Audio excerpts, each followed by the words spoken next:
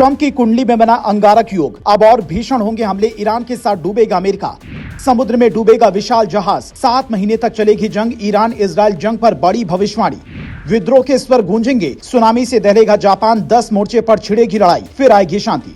जो लोग social media पर ये लिख रहे हैं कि मार्च और क्या क्या दिखाएगा, ये मार्च खत्म क्यों नहीं होता है। पहली बार मार्च में सर्दी, गर्मी, महायुद्ध, वर्ल्ड कप सब दिख चुका है। वो अप्रैल महीने की भविष्यवाणी सुनकर टेंशन में आ सकते हैं, क्योंकि अप्रैल महीने में एक ऐसा योग बनने जा रहा है जो ईरान इजराइल की लड़ाई को 7 महीने तक खींच सकता है। और जो अभी किल्लत गैस से लेकर पेट्रोल तक की हो रही है, उससे कई गुना ज्यादा दिक्कत होने की आशंका होगी। तो दावा किस आधार पर किया जा रहा है, पहले वो समझिए, फिर बताते हैं कि 10 मोर्चे वो कौन कौन से हैं जिन पर अब लड़ाई छिड़ने की आशंका है। यह है अमेरिकी राष्ट्रपति डोनाल्ड ट्रंप की वो कुंडली जिसके हिसाब से ज्योतिषी तरह तरह के दावे कर रहे हैं। इस कुंडली में राहु 10वें भाव में मौजूद है, जिसके बारे में कहा जाता है कि राहु जिसके 10 में, दुनिया उसके वश में। और इस वक्त ट्रंप यही करने की कोशिश भी कर रहे हैं, पर ऐसा होने वाला नहीं है, क्योंकि अप्रैल महीने में जब अंगारक योग बनेगा तो ट्रंप का यह दांव उल्टा पड़ सकता है।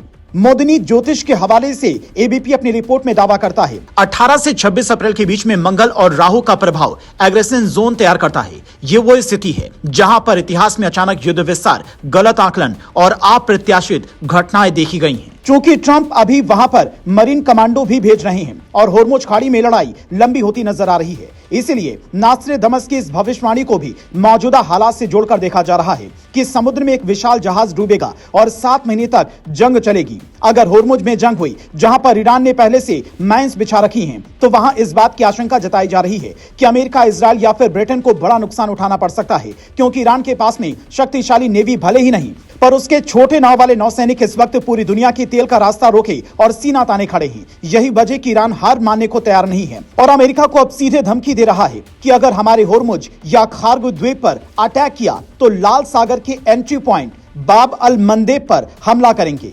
यहां से करीब 30 किलोमीटर दूर अमेरिका का मिलिट्री बेस अफ्रीकी देश में जिबूती में बना है। तो क्या जहाज डूबने की भविष्यवाणी लाल सागर में की गई है, क्योंकि इस बार लड़ाई का लक्ष्य ही समुद्री रास्ते पर कब्जे की है।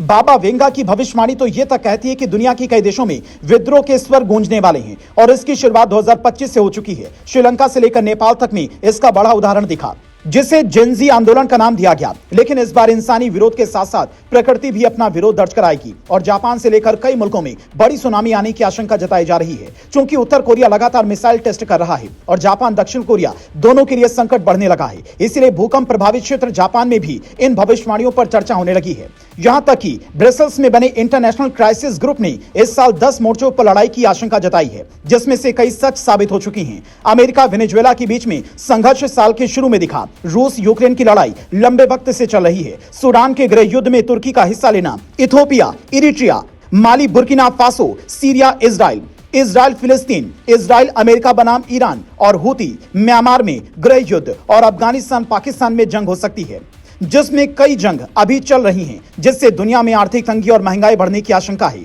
इसलिए अफवाहों से बचें, सावधान रहें।